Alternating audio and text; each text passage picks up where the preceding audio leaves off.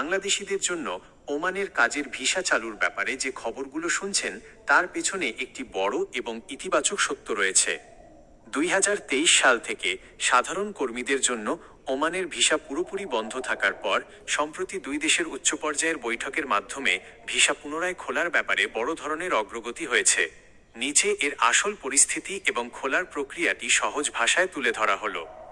1. Oman visa চালুর আসল খবরটি কি? সৌদি আরবের রিয়াদে অনুষ্ঠিত বৈশ্বিক শ্রমবাজার সম্মেলনে বাংলাদেশের প্রবাসী কল্যাণ ও বৈদেশিক কর্মসংস্থান উপদেষ্টা আসিফ নজরুল এবং ওমানের শ্রমমন্ত্রী মাহাদ বিন সাইদের মধ্যে একটি অত্যন্ত গুরুত্বপূর্ণ দ্বিপাক্ষিক বৈঠক অনুষ্ঠিত হয়। এই বৈঠকে ওমানের শ্রমমন্ত্রী স্পষ্ট আশ্বাস দিয়েছেন যে বাংলাদেশিদের জন্য নতুন করে কাজের ওয়ার্ক ভিসা পুনরায় চালু করা হবে। তবে এটি হুট করে আগের মতো সস্তা বা অনিয়ন্ত্রিত উপায়ে খুলছে না, বরং একটি সুনির্দিষ্ট ও নিয়ন্ত্রিত প্রক্রিয়ার মাধ্যমে চালু হতে যাচ্ছে। 2. কেন এতদিন বন্ধ ছিল এবং এখন কি পরিবর্তন হচ্ছে? ওমান সরকার 2023 সালের শেষের দিকে বাংলাদেশিদের জন্য সব ধরনের ভিসা স্থগিত করেছিল। এর মূল কারণ ছিল ওমানে বিপুল সংখ্যক অবৈধ বা আনডকুমেন্টেড, যাদের সঠিক কাগজপত্র নেই, কর্মী তৈরি হওয়া। বর্তমানে পরিস্থিতি যেভাবে বদলাচ্ছে, জরিমানা ছাড়া বৈধকরণ, ওমান সরকার প্রথমে ওমানে থাকা অবৈধ বাংলাদেশি কর্মীদের কোনো জরিমানা ছাড়াই বৈধ হওয়ার সুযোগ দিয়েছে। এই প্রক্রিয়াটি গুছিয়ে আনার পরই তারা নতুন ভিসা দেওয়ার সিদ্ধান্ত নিয়েছে। দক্ষ কর্মীদের অগ্রাধিকার। ওমান এবার সবচেয়ে বেশি গুরুত্ব দিচ্ছে দক্ষ ও আধা দক্ষ জনশক্তির ওপর।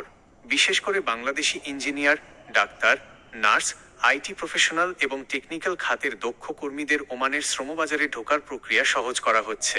ডিজিটাল ও স্বচ্ছ প্রক্রিয়া।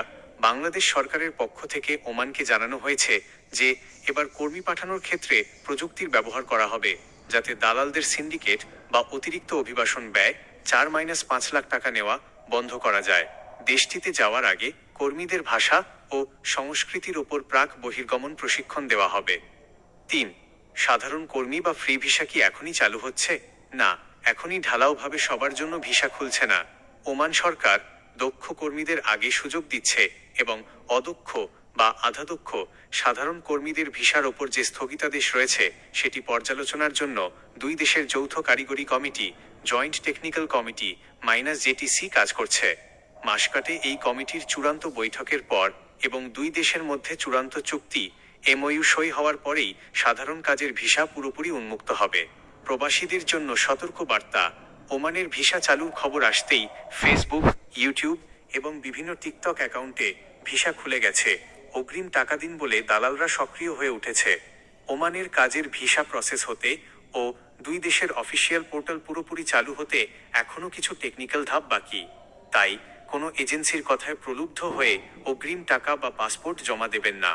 যে কোনো লেনদেনের আগে প্রবাসী কল্যাণ মন্ত্রণালয় বা BMET এর অফিসিয়াল নোটিশ দেখে নিশ্চিত হন।